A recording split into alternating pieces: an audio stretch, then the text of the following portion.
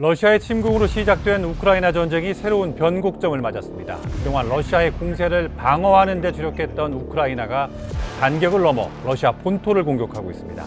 러시아 점령지 또는 국경 지역이 아닌 러시아의 심장부 모스크바를 공격했다는 점에서 이전과 차이점이 있습니다. 러시아를 타격하는 우크라이나의 주력 무기는 무인 드론입니다. 이와 관련 미국 뉴욕타임스는 이렇게 표현했습니다. Small strikes and big ambitions. 공격 규모는 작지만 거기엔 큰 야망이 담겨 있다. 우크라이나 드론에 실린 야망을 들여다봤습니다. 현지 시각 8월 1일 러시아 모스크바 중심가 고층 건물이 드론 공격을 받았습니다. 드론은 21층에 충돌했고 건물 창문들이 부서졌습니다. 인명피해는 없었습니다. 로이터 통신은 공격받은 건물에 러시아 경제개발부, 디지털부, 산업통상부 등 정부 부처가 들어서 있다고 전했습니다. 이와 관련 러시아 국방부는 이날 총 3대의 드론이 모스크바로 날아왔고 이 가운데 2대는 모스크바 서쪽 외곽에서 격추했다고 밝혔습니다. 나머지 한 대도 전파를 차단하는 방법으로 요격했지만 건물과의 충돌을 막지는 못했습니다. 이 건물에는 이틀 전인 30일에도 드론 공격으로 폭발이 일어났습니다. 2차례 공격 모두 우크라이나가 보낸 드론으로 추정됩니다. 그동안 상대적으로 전쟁을 체감하기 힘들었던 모스크바 시민들에겐 충격과 공포로 다가왔을 가능성이 큽니다. Короче, и сразу взрыв такой. Мы сразу как побежали, там уже осколки, уже дым сразу наверх пошел. От 3:43 я прям просыпаюсь от лютого грома. Я подумала, может гром, может молния. Смотрю, нет ни дождя, ничего. И я понимаю, что у меня собака забилась от страха под диван. 우크라이나가 드론 공격으로 이루려는 목적이 바로 이 부분입니다. 예측할 수 없는 공격으로 러시아 국민 사이에 공포심을 확산시키는 겁니다. 물론 우크라이나 정부가 드론 공격을 공식 인정한 적은 단 한 번도 없습니다. 부인도 인정도 하지 않으면서 모호한 입장을 유지하고 있습니다. 그런데 지난달 30일 모스크바에 대한 드론 폭발 직후 젤렌스키 우크라이나 대통령은 그동안의 모호한 입장과 상반된 성명을 발표했습니다. Поступова війна повертається на територію Росії до її символічних центрів та військових баз, і це неминучий, природній та абсолютно справедливий процес. 러시아 본토에 대한 공격을 본격 시작하겠다는 선언처럼 들립니다. 러시아 본토를 노린 우크라이나의 드론 공격은 올해 들어 급증했습니다. 5월 3일 크렘린궁을 시작으로 최근 모스크바 경제지역 공격까지 확인된 것만 67건입니다. 지난해 발생한 드론 공격과 비교할 때 불과 2달 사이 2배 정도 늘었습니다. 기존 공격이 러시아 군사시설과 석유 저장소 등을 노렸다면 최근 공격은 수도 모스크바, 특히 민간인들이 거주하는 지역을 집중 타격하는 양상입니다. 앞서 설명한 것처럼 모스크바 시민들에게 예측할 수 없는 공격에 대한 공포심을 주입해 푸틴의 야욕에 부담을 주기 위함으로 해석됩니다.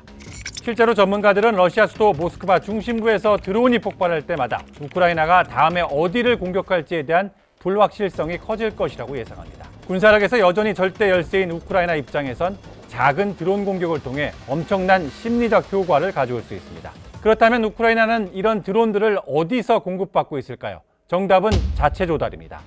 뉴욕타임스에 따르면 전쟁이 시작될 당시 우크라이나의 7개 회사가 드론을 제작했습니다. 현재는 무려 40개 이상의 업체가 우크라이나 정부와 계약을 맺고 드론을 제작 중입니다. 제작 비용 일부는 민간 자금과 기부 구매에 의존하고 있습니다. 우크라이나 정부가 개발한 드론은 장거리 이동에 초점이 맞춰졌습니다. 러시아 수도 모스크바를 타격하기 위해선 장거리 비행이 필수이기 때문입니다. 뉴욕타임스가 확인한 우크라이나 자체 개발 드론은 크게 3종류.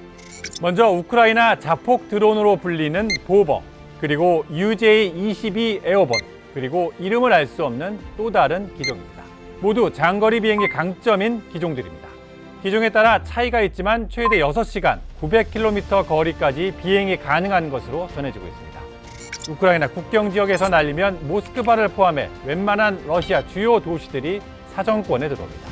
뉴욕타임스 보도에 따르면 우크라이나가 개발한 드론들은 우크라이나 인플루언서 이오로 라첸코프의 SNS 계정을 통해 간접 확인됐습니다. 지난해 12월 라첸코프는 우크라이나 군사정보국 관계자로부터 장거리 드론 제작에 사용할 자금을 지원해달라는 요청을 받았습니다. 라첸코프와 팔로워 100만 명은 약 50만 달러를 모금해 드론 제작에 힘을 실었고 보버라는 이름의 드론이 완성됐습니다. 5개월 후, 그러니까 5월 3일, 보버는 크렘린궁에 대한 공격에 사용된 것으로 추정됩니다. 크렘린궁에 대한 공격이 발생한 지 일주일 후 라첸코프가 SNS에 올린 사진입니다. 보버 드론 옆에서 찍은 사진들과 함께 모금 목표를 달성한 팔로워들에게 감사 인사를 전했습니다. 여러분의 놀라운 성원과 보내주신 모든 기부금에 진심으로 감사드린다.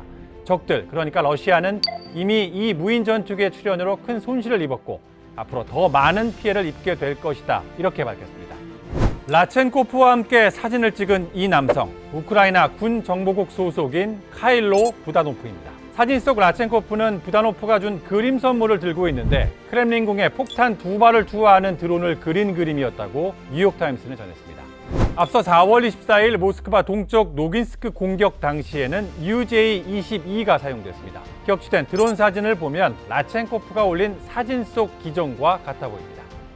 7월 25일 데니스 시미알 우크라이나 총리는 드론 기술에 대한 투자를 지난해 1억 8천만 달러에서 올해 10억 달러 이상 늘리겠다고 발표했습니다. 무려 10배 증액했습니다. 여기서 미국 등 서방에서 무기 공급 지원을 받는 우크라이나가 자체 기술로 드론 개발에 힘을 쏟은 이유를 주목해야 합니다. 미국과 나토 등 서방 동맹국들은 우크라이나를 지지하면서도 전면적인 무기 지원에는 신중한 입장입니다. 자칫 자신들이 우크라이나에 지원한 무기가 러시아 본토를 타격하는 데 사용된다면 3차 대전으로 확산될 위험성이 있기 때문입니다. 실제로 우크라이나에 지원된 무기들은 우크라이나 영토 안에서 러시아군을 표적으로만 사용할 것이라는 약속을 바탕으로 하고 있습니다. 드론 공격 이후 러시아가 우크라이나의 서방 동맹국들이 러시아를 공격했다고 비난한 이유이기도 합니다. 그래서 일부 서방 국가들은 우크라이나의 러시아 본토를 타격하는 드론 공격을 자제해달라고 경고하고 있습니다. 하지만 우크라이나 주요 도시를 매일 미사일로 폭격하는 러시아의 보복 공격이 계속되는 상황에서